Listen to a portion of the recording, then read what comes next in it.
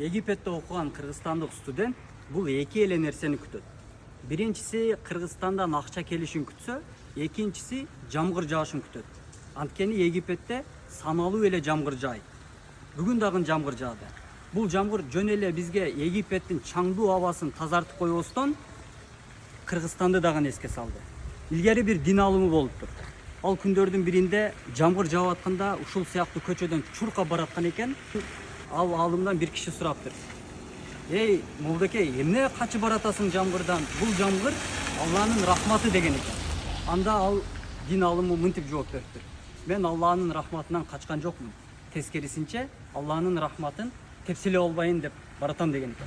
Ошондой достор, бүгүн бизде өзгөчө күн, өзгөчө түн. Дал ушул сыяктуу Египеттин көчөлөрүндө көрүшкөндө көрүшкөнчө.